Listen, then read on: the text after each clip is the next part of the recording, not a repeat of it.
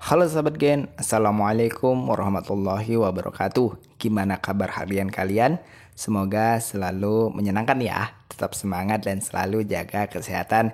Pada video kali ini, kita akan membahas kunci jawaban IPA kelas 7 bab 3 pada tugas Mari Uji Kemampuan Kalian pada halaman 105 di buku pegangan IPA Kurikulum Merdeka Kalian. Jadi kita bahas bersama mengenai jawaban dari setiap pertanyaan yang ada. Kita masuk ke soal pertama pada sesi tugas Mari Uji Kemampuan bab 3 berikut ini Gen. Tuliskan dan jelaskan salah satu pemanfaatan fenomena pemuaian lainnya yang dapat kalian temukan di rumah atau di sekolah. Bagian soal pembuka kali ini termasuk soal yang cukup mudah karena rumusan masalahnya sudah cukup jelas, yaitu menanyakan tentang apa salah satu manfaat pemuaian yang bisa ditemukan dalam kehidupan sehari-hari. Ya bisa di sekolah ataupun bisa ditemukan di rumah. Nah konsep pemuaian dan contohnya ini bisa kita pahami melalui rujukan dari halaman 100 sampai 105. Oke, langsung kita eksekusi soal nomor 1 ini. Perhatikan penjelasan berikut. Baik di rumah, misalnya di dapur, kalau punya oven kompor maupun di sekolah, terutama di laboratorium sekolah, kalau ada alat pemanas, kita bisa menemukan adanya termometer seperti yang pada gambar ini. Ini disebut sebagai termometer bimetal. Nah, termometer bimetal merupakan salah satu jenis termometer yang berfungsi untuk mengukur suhu atau mengukur perbedaan suhu. Prinsip dari termometer ini adalah memanfaatkan perbedaan pemuaian antara dua logam. Nah, pada termometer ini memiliki dua keping logam dengan koefisien muai yang berbeda. Dengan adanya koefisien muai yang berbeda akan mempermudah proses pengukuran suhu karena dua logam tersebut akan mulai memuai pada suhu yang berbeda. Nah, kalian bisa perhatikan gambarnya untuk lebih paham konsep dari prinsip kerja termometer bimetal ini, Gen. Nah, ketika termometer bimetal terjadi perubahan suhu, maka bimetal akan melengkung ke arah koefisien muai yang lebih kecil. Sedangkan ketika suhu menurun, bimetal akan melengkung ke arah keping logam yang memiliki koefisien muai yang lebih besar. Jadi pada ilustrasi ini gambar kerja termometer bimetal ketika di suhu dingin dan ketika di suhu panas kalian bisa lihat perbedaannya. Pokoknya tampak komponen bimetal yang berbeda ketika dalam kondisi yang berbeda, yaitu pada saat dingin seperti apa kalian bisa lihat sebelah kiri ini, dan dalam kondisi panas komponen dari termometer bimetal ini akan berbeda. Oke. Nah, ada beberapa kegunaan dari termometer bimetal ini, diantaranya digunakan untuk mengukur suhu oven kompor, termostat, circuit breaker, atau pemanggang. Again, ini untuk jawaban dari soal nomor 1 kita. Lanjut ke soal nomor 2 berikut ini, Gen. Perhatikan tabel 3.2. Jika sebuah bimetal dibuat dari bahan tembaga dan kuningan, gambarkanlah kemana kelengkungan lempeng bimetal tersebut. Bagian soal ini termasuk juga mudah jika kita sudah memahami konsep pemuaian zat, terutama pada materi pemuaian panjang pada bimetal, yang mana materinya dapat kalian temukan dari halaman 101 sampai 104. Again, karena yang diminta gambarkanlah lengkungan lempeng bimetal dengan bahan tembaga dan kuningan, maka perhatikan ilustrasi gambar dan penjelasan berikut. Kita tahu bahwa bimetal terdiri dari dua kata, bi, dua, dan metal logam. Nah, bimetal berarti dua keping logam yang disatukan dan memiliki muai panjang yang berbeda. Jadi di sini kita punya dua keping logam yang menjadi satu. Nah, inilah kita sebut sebagai bimetal. Bimetal kita di sini tersusun dari keping logam tembaga dan keping logam kuningan. Koefisien muai panjang dari dua keping logam ini berbeda.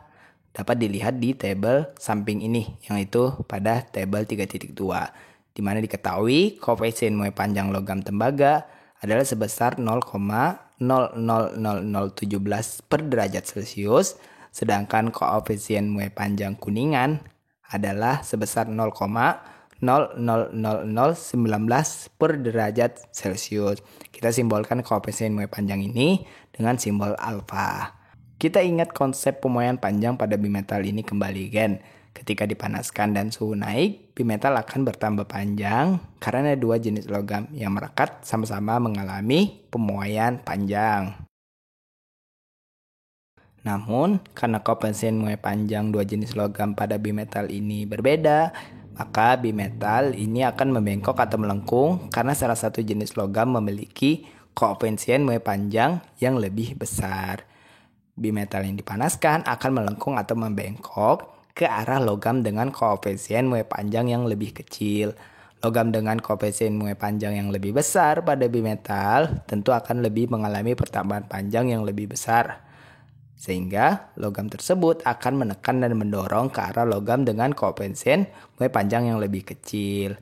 Seperti halnya contoh di ilustrasi ini, bimetal akan membengkok ke atas karena logam kuningan koefisiennya lebih besar dibandingkan logam tembaga. Ini jawaban untuk soal nomor 2 kita, Gen. Masuk ke soal nomor 3 atau soal terakhir di sesi tugas kali ini, Gen. Carilah informasi lebih jauh tentang festival lomba balon udara yang dilaksanakan pada tingkat internasional. Apa sajakah kategori sebuah balon udara dinyatakan sebagai pemenang? Tuliskanlah gagasan kalian agar balon udara yang kalian buat dapat menjadi juara. Gen, soalnya mudah untuk dipahami ya. Ini berkaitan dengan pemanfaatan pemoyaan zat gas pada balon udara. Jadi langsung kita jawab saja bahwa salah satu festival balon udara internasional yang terkenal adalah SAGA, yaitu Festival Balon Udara Panas Internasional yang menjadi acara olahraga udara terbesar di Asia. Dalam kompetisi balon udara biasa, ini pilot bersaing untuk melihat seberapa akurat mereka dapat memindahkan balon mereka ke sasaran. Balon biasanya hanya bergerak ke atas dan ke bawah, tidak ke samping, sehingga pilot harus menyesuaikan pembakar untuk memaksa balon bergerak mengikuti angin. Nah, setiap jenis kompetisi balon ini disebut tugas. Nah, ada sekitar 20 tugas yang sebagian besar adalah kompetensi seperti akurasi, jarak, dan kecepatan. Nah, tugas yang dilakukan dalam festival ini bergantung pada banyak faktor, termasuk cuaca dan penyelenggaraan festival. Maka beberapa kategori balon udara dinyatakan menang adalah pertama, saat balon udara tepat sasaran ke target yang telah ditentukan dengan persediaan bahan bakar yang tepat. Ini merupakan akurasi. Nah, kemudian kedua, saat balon udara mampu terbang paling tinggi. Ini berkaitan dengan jarak. Dan ketiga, saat balon udara paling cepat terbang sampai jarak tertentu. Ini berkaitan dengan kecepatan. Nah, dengan demikian, agar balon udara yang dibuat bisa menjadi juara, maka kita perlu memperhatikan faktor kecepatan balon udara terhadap angin, ketinggian gerak balon udara, serta ketahanan lama balon udara saat melayang di udara dengan memperhatikan besar api dan persediaan bahan bakar. Again, ini untuk jawaban soal nomor 3. Kalian bisa tambahkan sendiri jika ada penjelasan yang masih kurang. Nah, Gen, itulah pembahasan sekilas kita untuk kunci jawaban IPA kelas 7 bab 3 pada sesi tugas. Mari uji kemampuan kalian pada halaman 105 di buku pegangan IPA Kurikulum Merdeka kalian. Terima kasih karena telah menonton video ini sampai habis, Gen.